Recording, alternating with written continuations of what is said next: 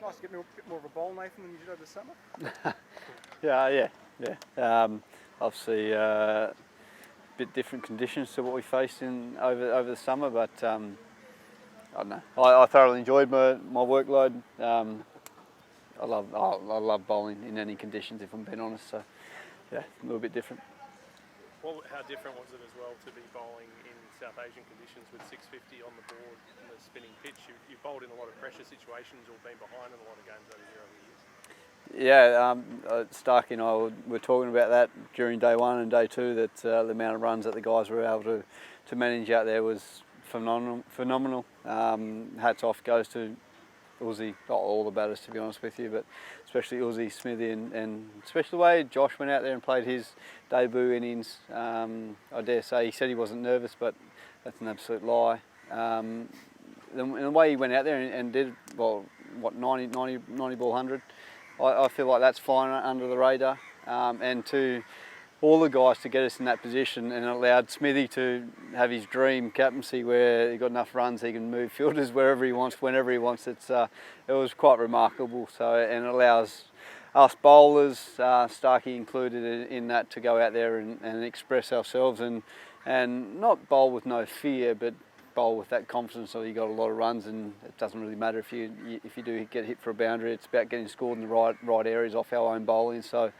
All in all, hats off to our batters, and nothing but praise for those guys. Speaking as a spin bowler, like how difficult the way they were proactive and didn't really let the spinners settle, didn't let them, force them into playing too many defensive shots. Like how tricky is that to deal with as a bowler?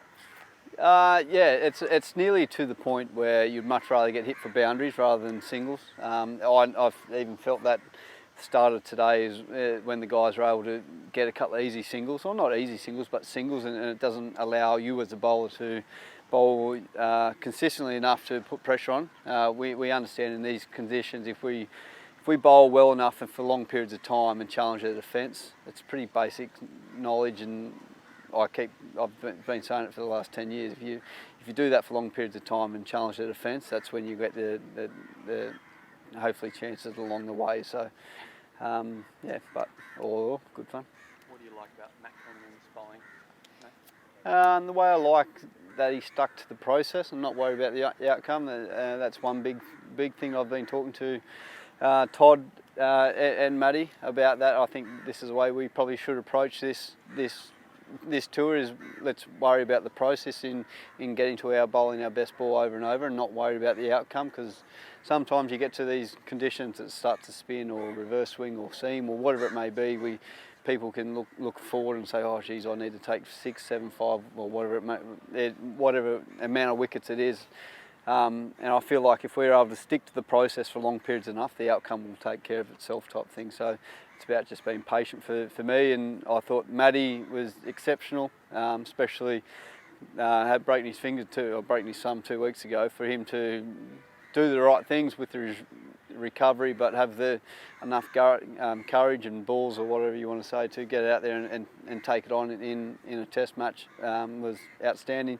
But also thought Todd played his role as well, and I think hats off to both those guys. But I think Alex Carey's keeping, if I'm being honest with you, I'm here about praising everyone, but I think his keeping in these conditions, I think it flew under the radar when we went to India.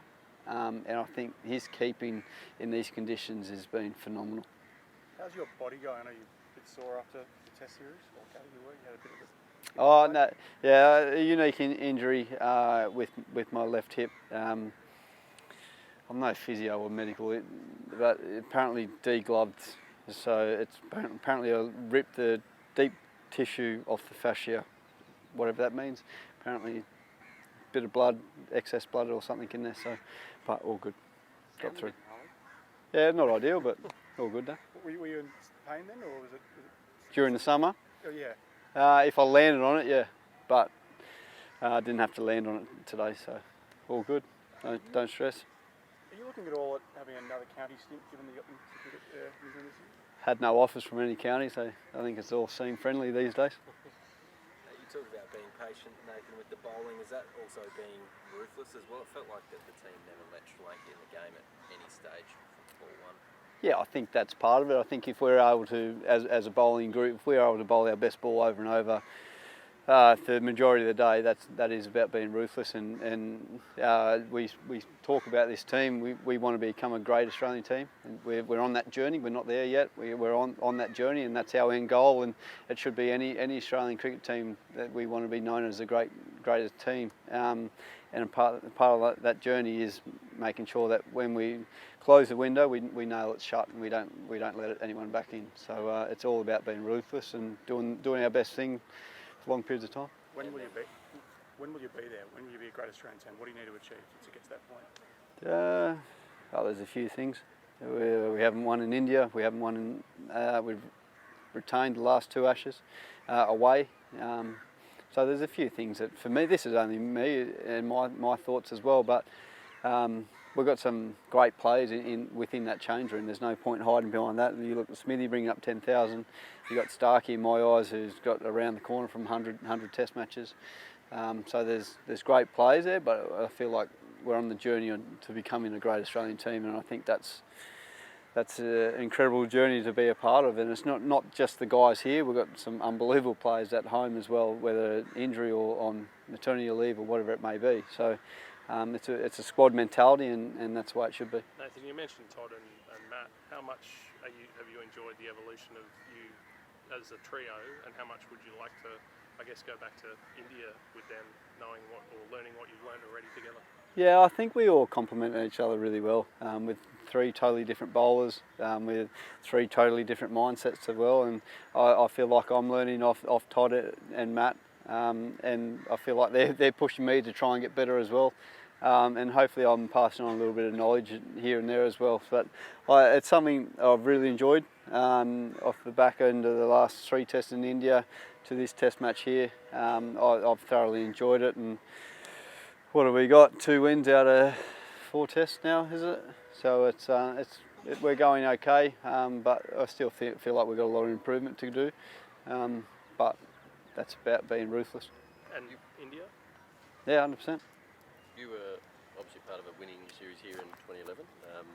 Took you another 11 years to win one in Asia. So how much motivation is there to not see a repeat of 2022 where you win the first one big here and end up square at the end? Yeah, 100%. Literally just having a beer with Mitch Stark just then, and we spoke about that, and I feel like that's a lot of motivation within Australian cricket this team to go out there, and I know it's going to be challenging. We're not sure what the conditions are going to be, whether it's going to be flatter or more fun to bowl on.